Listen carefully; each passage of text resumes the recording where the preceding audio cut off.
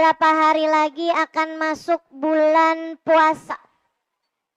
Dilaporkan kepada Allah amal perbuatan kebaikan-kebaikan segenap hamba. Ada sholat, ada zikir, ada baca Quran, ada sedekah, ada haji, ada umrah, ada menuntut ilmu, ada hadir majelis salim, ada puasa. Diajukan kepada Allah amal perbuatan hamba-hambanya. Allah kemudian berfirman, kullu amal ibni adam lahu illa saum fa innahu li wa ana ajzi bih.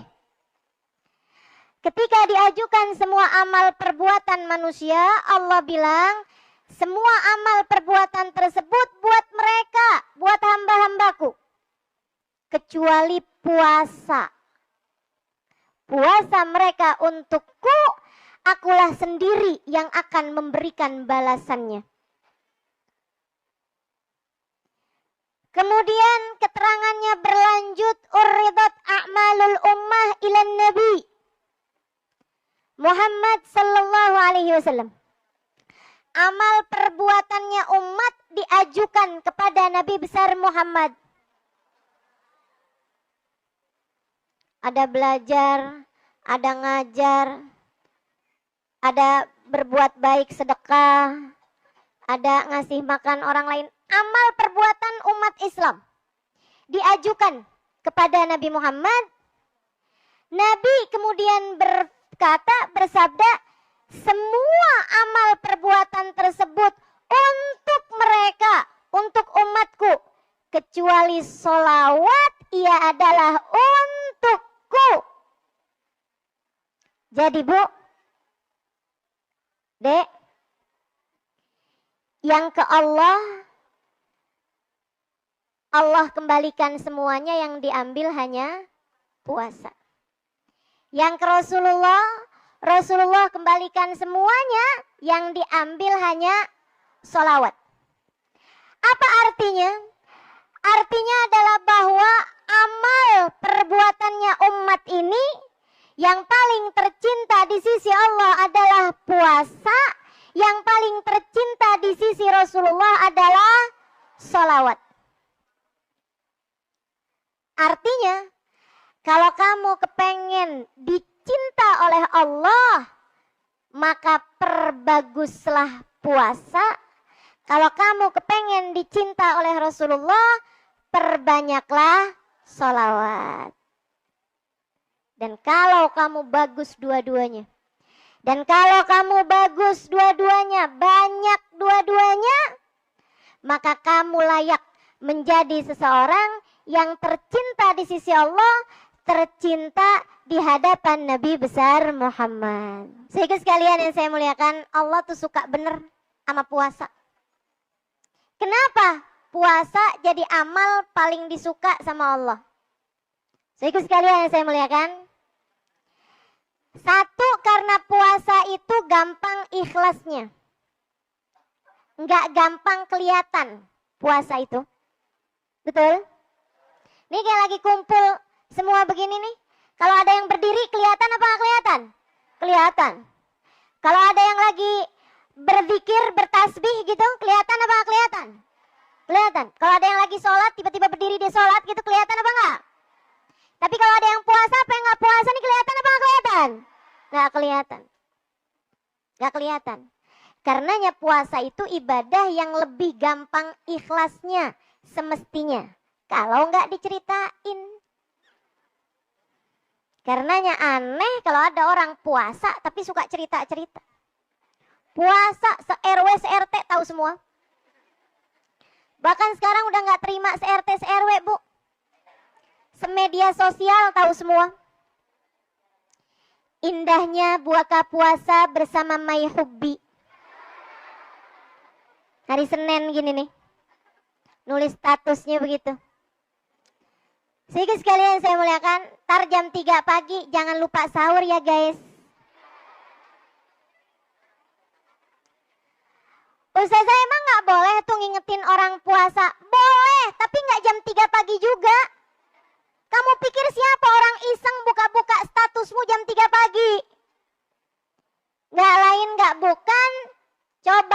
hatimu kamu kepengen biar orang tahu kalau kamu udah siap-siap buat sahur. Kan begitu? Jadi sekalian, ini nanti masuk bulan suci Ramadan, kata Nabi Muhammad alaihissalam, "Idza jaa syahr Ramadan futihat abwabul jinan wa ghulliqat abwabun niran wa suffidatis syayatin." Apabila datang bulan suci Ramadan, Allah buka-buka pintu surga. Allah tutup-tutup pintu neraka dan Allah ikat, Allah belenggu para setan. Setan diikat-ikat, Bu. Semua Ustazah, semua. Tapi kok ada orang bisa bikin dosa juga di bulan suci Ramadan, yaitu bukan salah setan. Jangan salahkan setan, kata setan saya nggak ikut-ikut, serius dah. Meskipun ya, setan itu kan ganggu umat manusia. Kita diminta berlindung dari godaan manusia. Saya kalau lihat kejahatan orang-orang zaman sekarang tuh yang sampai jahat-jahat, ada kakek perkosa cucunya, ada bapak bisa bunuh anaknya, gitu kan ya? Ada suami nenggelemin bininya.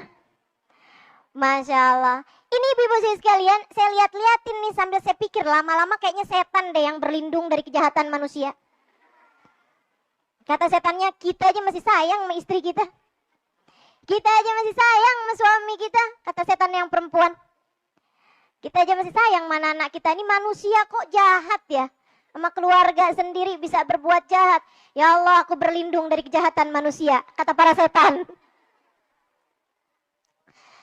Teman-teman sekalian yang saya muliakan, puasa amal perbuatan paling dicinta di sisi Allah karena dekat sama ikhlasnya.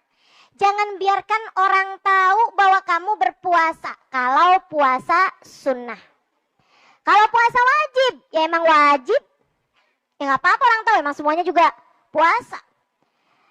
Kan nggak ada kalau bulan Ramadan gitu kan. Ayo makan, nggak saya lagi puasa. Ih solehah amat. Nggak mungkin begitu kalau bulan suci Ramadan. Sebab itu adalah kewajiban. Kita wajib puasa. Tapi kita tahu bahwasanya nilainya puasa ada pada keikhlasan, maka ikhlaskanlah dirimu saat berpuasa. Yang ikhlas. Jangan amal perbuatanmu selama Ramadan kamu kepengen orang pada tahu semuanya. Berapa banyak kamu hatam Al-Quran dan gak usah diumum-umumin sama banyak orang. Apa yang kamu lakukan, sedekah yang kamu kerjakan, jangan semua ibadah kamu kasih tahu sama orang. Saudara sekalian, dan jangan berpikir, tenang aja saya mah, ibadah saya kasih tahu orang juga hati saya mah tetap ikhlas, nggak ada bedanya. Enggak Bu, enggak Dek, enggak Kak. Kita itu masih jadi orang-orang yang kalau kita beribadah ketahuan sama orang, hati kita berbunga-bunga. Betul? Halo? Betul gak? Masih seneng kelihatan sama orang, masih seneng dipandang sama orang. Bu, apalagi yang namanya sedekah. Masih seneng banget tuh namanya ditulis di papan pengumumannya masjid. Ibu Haji Erni 250.000. Ibu Romlah 215.000. Di bawahnya hamba Allah 10.000. Kalau sedekahnya banyak, namanya ditulis. Giliran sedekahnya sedikit, hamba Allah. Bu, dia nggak tahu bahwa pangkat hamba Allah adalah semulia-mulia pangkat. Kok berani-berani kamu bilang dirimu hamba Allah? Emang kamu udah diakuin sebagai hambanya Allah? Itu setinggi-tinggi pangkat. Allah tuh kalau lagi mau ngasih karunia kepada Nabi Muhammad, Allah panggil Nabi Muhammad, Allah sebut Nabi Muhammad, Allah predikatkan Nabi Muhammad dengan nama Abdullah, hambanya Allah. A'udzubillahi minasyaitonirrajim. Subhanalladzi asra bi 'abdihi lailan minal masjidil harami ilal masjidil aqsa alladzi barakna haulahu linuriyahu min ayatina. Kata Allah, Maha Agung Allah yang telah memperjalankan hambanya. Nabi Muhammad dikaruniai Isra dan Mi'raj, Allah nggak bilang yang telah memperjalankan Rasulnya, yang telah memperjalankan Nabinya. Tapi Allah memanggilnya dengan sebutan yang telah memperjalankan hambanya. Karena fimagamil ikram, ketika Allah hendak memuliakan seorang hamba, Allah menjuluki hamba tersebut dengan nama hambanya Allah, menisbatkannya kepada Allah Subhanahu wa taala. Lah ada tiba-tiba nih orang-orang zaman sekarang, sedekah kalau banyak disebut namanya, kalau di saat sedekahnya sedikit disebut hambanya Allah. Ya Allah, mudah-mudahan Allah karuniakan adab di hati kita. Insya Allah, amin ya rabbal alamin. Jadi teman-teman saya sekalian, puasa jadi amal ibadah paling dicinta, paling disuka di sisi Allah Subhanahu wa taala karena keikhlasannya. Karena puasa tuh nggak gampang ketahuan, nggak gampang kelihatan. Ini kayak beginian nih, yang puasa nggak kelihatan teman-teman. Kalau ada anak puasa masuk kamar mandi, dia minum, keluar nggak ketahuan, nggak kelihatan. Ada yang pernah begitu? Zaman waktu kecil? Nggak kecil sih Ustazah, tahun kemarin lah. Masya Allah. Saudara sekalian yang saya muliakan, jadi puasa dicinta di sisi Allah karena ikhlas. Saudara sekalian yang saya muliakan, yang kedua, puasa menjadi amal yang paling dicinta Allah Subhanahu wa taala karena puasa itu jenis ibadah meninggalkan kesenangan. Meninggalkan kesenangan. Dan itu Allah suka. Saudara sekalian, katanya seorang ulama, la antaraktu asya'an ashtahi ahabbu ilayya min an aqumal lail kullah. Kalau tidak salah Sufyan Ats-Tsauri yang mengatakan ini ya. Beliau mengatakan, saya meninggalkan makan malam yang saya nafsu banget, sebenarnya kepengen saya makan tapi saya tinggalin. Lebih saya sukai daripada saya memberdirikan sepanjang malam dengan tahajud. Saya tahu nih buat diri saya nih, ibadah saya tuh dia bilang, lebih baik saya ninggalin sesuatu yang saya sukai. Itu lebih naiknya cepat ke hadirat Allah daripada saat kita mengerjakan ibadah yang kita udah terbiasa mengerjakannya. Ini teman-teman sekalian, naikin derajat di sisi Allahnya cepat. Kamu kalau kepengen dicintai di sisi Allah Subhanahu wa taala, tinggalin sesuatu yang sangat kamu inginkan. Tinggalin sesuatu yang sangat kamu cintai, teman-teman. Makanya Imam Ghazali ketika ditanya sama orang, ma ahabbul a'mal indallah, wahai Imam, apa amal ibadah yang paling disukai di sisi Allah? Kata Imam Ghazali, yang paling berat kamu lakukan atau meninggalkan sesuatu yang paling kamu inginkan.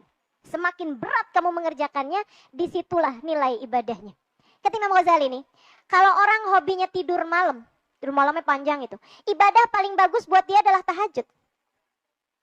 Karena ninggalin kesenangan tidur. Kalau orang hobinya makan, ibadah yang paling bagus bagi dia adalah menahan lapar. Kalau ada orang, dia puasa kuat, tahajud kuat, ibadah yang paling bagus buat dia, karena ternyata dia itu urusan sama duit megangnya kayak pegang nyawa. Ibadah paling bagus buat dia adalah sedekah. Jadi sekalian saya muliakan, jadi orang tuh masing-masing. Nah karena puasa berisi meninggalkan kesenangan yang secara umum manusia memang sangat menyukainya, maka pada saat itu puasa, menahan lapar, menahan hubungan intim bersama dengan pasangan, ini adalah sesuatu hal yang paling cepat mendekatkan seorang hamba kepada Allah Tuhannya. Bulan puasa nanti,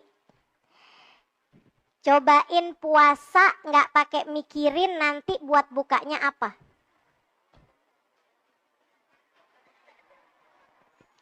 Cobain puasa yang kamu kalau mikir kepengen ini, jangan dibikin, jangan dimasak, jangan dibeli, yang lain aja. Saudara sekalian, kalau lagi puasa itu Bu, kamu nggak usah mikir-mikirin makanan yang enak apa, minuman yang enak apa. Emang yang namanya puasa mah yang nggak enak aja jadi enak kok. Betul? Saudara sekalian yang saya muliakan, Kalau lagi puasa nggak usah mikirin mau makan ini, mau minum ini gitu. Es teh manis panas, oh nggak ada dong.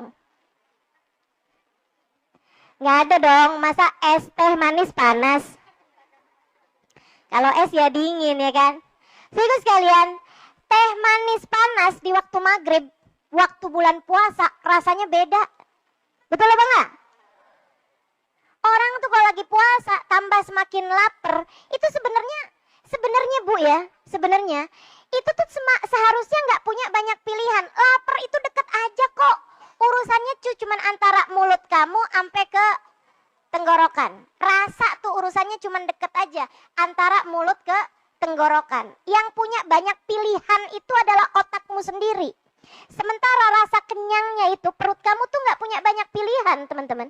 Dia mah dimasukin apa aja, apalagi lagi lapar, yaudah masuk aja tuh. Masuk aja. Teman-teman sekalian yang saya muliakan, yang jauh itu kan seleramu, yang jauh itu hawa nafsumu.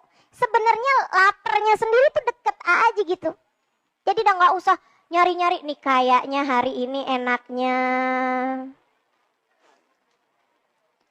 pastel, lontong, sambusa, es teler, bakso, Masya Allah, kolak. Teman-teman sekalian yang saya muliakan, enggak gitu caranya puasa. Enggak gitu caranya puasa. Kita lihat nih cara puasanya hamba-hamba tercinta di sisi Allah. Sayyidah Aisyah, Bu, istri baginda kita Nabi besar Muhammad, Habibat Rasulullah sallallahu alaihi wasallam, ibnu Habibi Rasulullah sallallahu alaihi wasallam, bintu Habib Rasulullah sallallahu alaihi wasallam. Beliau adalah wanita terkasih di sisi Rasulullah, putri dari sahabat terkasih di sisi Rasulullah. Sayyidah Aisyah, hasil didikan Nabi Muhammad sallallahu alaihi wasallam. Satu waktu beliau lagi puasa sunnah. Pagi hari dapat kiriman uang dari khalifah. Beliau lihat duitnya lumayan banyak. Misal zaman sekarang 10 juta gitu. Beliau langsung panggil pelayannya. Beliau bilang, Bu, tolong ya bagiin ini ya. Nih, 1 juta buat yang sebelah sana tuh. Kamu ingat kan anak yatim mama ini? Iya Tuhan. Ah, nih 1 juta. Yang ini nih kamu kasihin buat ini. Yang ini kamu kasihin buat ini. Kamu kasihin buat ini. Sudah tuh. Anggap 50 juta ya, bukan 10 juta. 50 juta. Saya ikut sekalian. Mablagh kabir. Nilai yang cukup besar gitu. Udah tuh. Sampai Bu, beliau bagi-bagiin uang. Itu sampai beliau tidak menyisakan untuk diri beliau sendiri barang 100.000 sekalipun. 50 juta tuh dibagiin semuanya. Waktunya maghrib, pelayannya tadi tuh yang diminta buat bagi-bagiin duit kebingungan ngasih bukaan puasa buat tuannya apaan. Jadinya cuman roti kering sama minyak samin. Minyak, roti kering pakai minyak, cocol minyak. Sambil nyuguhin kayak begitu kepada tuannya, dia bilang, "Lau apa itu nih? Tuan, coba tuh tadi tuh. Kalau saya dikasih sedirham aja, kayak 100.000 aja dah. Saya bakalan beliin kamu daging biar buka puasanya agak enakan." Apa kata Sayyidah Aisyah? "Kamu sih nggak ngingetin, nah saya kan lupa." Buat diri sendiri lupa. Buat diri sendiri kesenangan hawa nafsunya sendiri lupa. Kenapa? Karena selalu yang dipikirkan adalah untuk diri sendiri, tapi di akhirat nanti. Belajar menunda kesenangan, bukan sampai maghrib Bu, akan tetapi sampai surga. Belajar menunda kesenangan. Kalau kamu pikir kelamaan sampai surga, belajarlah menunda kesenangan. Bukan sampai maghrib, tapi sampai kematian datang menjemput dirimu itu. Tunda kesenanganmu teman-teman sekalian. Bukan hanya untuk sampai beberapa jam yang akan datang, akan tetapi sampai nanti saat kamu berjumpa dengan Allah, saat nanti kamu berjumpa dengan Rasulullah Muhammad sallallahu alaihi wa ala alihi wa sahbihi wasallam. Sekalian yang saya muliakan, itu kenapa puasa jadi sesuatu yang paling dicinta di sisi Allah Subhanahu wa taala, selain daripada yang pertama lebih bisa diharapkan keikhlasannya, kamu melakukannya karena Allah Subhanahu wa taala, yang kedua karena dalam puasa terdapat meninggalkan kesenangan di dunia demi untuk kesenangan di akhirat. Dan yang terakhir, kenapa puasa jadi amal ibadah yang paling disuka di sisi Allah? Kita masih mau bahas tentang salawat. Kalau ibu-ibu masih mau dengerin. Insya Allah ya. Kenapa puasa jadi sesuatu yang paling dicinta di sisi Allah? Allah mau mengajarkanmu untuk tidak bersandar kecuali kepadanya. Teman-teman, puasa tuh, kenapa Allah suka? Allah seneng kalau ngelihat kita puasa. Allah senang kalau ngelihat kita lapar. Saudariku sekalian yang saya muliakan, karena dalam puasa ada pelajaran besar dari Allah untuk tidak bergantung kecuali kepadanya. Bu, kita hidup nih Bu nih, bergantung paling kuat terhadap urusan makan minum. Makanya sampai disebut qawamul hayah, disebut sebagai tulangnya kehidupan, disebut sebagai tiangnya hidup. Tiangnya orang hidup itu adalah makanan sama minuman. Makanya begitu nggak makan, nggak minum, badan tuh jadi kayak nggak punya tiang, jadi lemas banget. Kalau lagi lapar, kan kamu nggak bisa tegak tuh badannya, gitu ya. Sandaran manusia tuh paling utama adalah urusan makan sama minum. Orang kalau nggak makan, Bu, mati, betul nggak? Orang kalau nggak makan nggak minum, mati. Kamu kan kayak begitu tuh. Kalau jam segini kamu belum sarapan udah panik. Kayaknya saya mau mulain agak nanar-nanar nih penglihatan. Kayaknya saya kayak hampir pingsan deh. Kenapa soalnya? Saya belum sarapan. Kan begitu?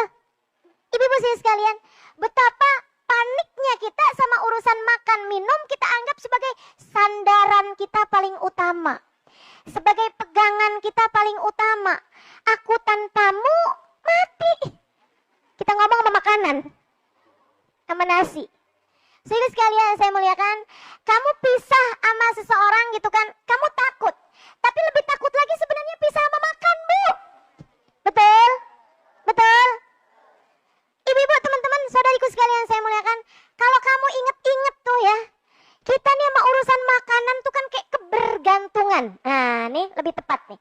Kebergantungan kita terhadap urusan makanan.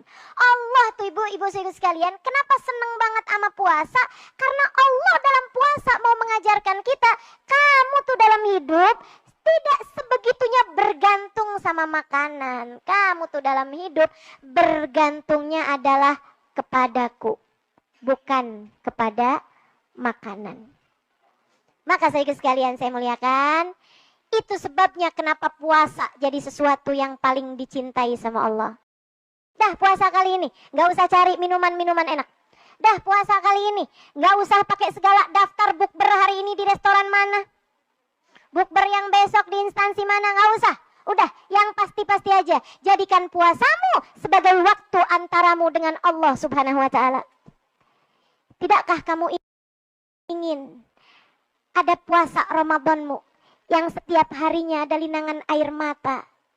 Kamu menangis karena malu kepada Allah atas waktumu dalam hidup yang kamu buang sia-sia tanpa ada hati yang teringat padanya.